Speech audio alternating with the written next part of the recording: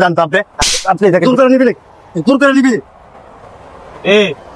ওইটা বেচিস ব্যবসা তো ভালো না রে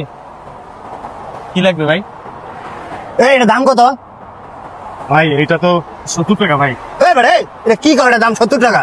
এক খাবা তুমি এটা 40 টাকা দাম ওইটা 30 টাকা 40 টাকা বেচে দে এটা 40 টাকা রাখ ভাই এটা রাখা যায় না আরে বেটা আবার করে রাখা যায় না 40 টাকা রাখ ধর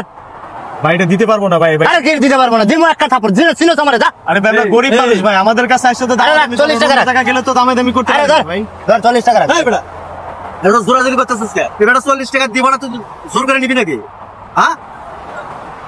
এ 40 টাকা বেচবে না কয় টাকা বেচবে আর জিনিস বুঝবো তুই জোর করে নিবি কে আমার কথা থাপড় মানো এটা কি মগের মূল্য পায় গেছস ভাই এখানে এসে এর দাম কয় টাকা দেখি এদিকে এর দাম 70 টাকা চাইছে আমারই বেশি চাইছে ভাই শোরুমে গেলে তো 200 250 300 টাকা দাম চিকেন নিয়ে নেবেন এখানে তো যায় তো আপনি দাম দর ভাই আপনি জানতো আপনি দেখেন দূর করে নিবি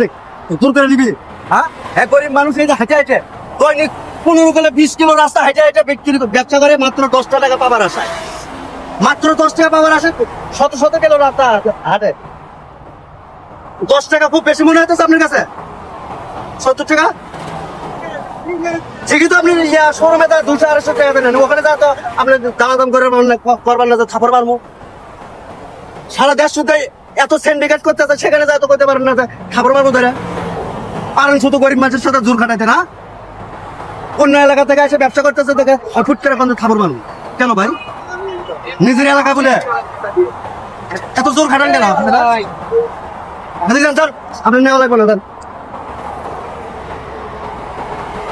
ভাই আসলে ভাই আপনি না থাকলে হইতো না এরকম কিছু কিছু লোক আসে ভাই এরকম করে নিয়ে যায় টাকা দিয়ে ভাই চলে যায় আমাদের লস হয়ে যায় ভাই ভাই আপনারা প্রতিবাদ করবেন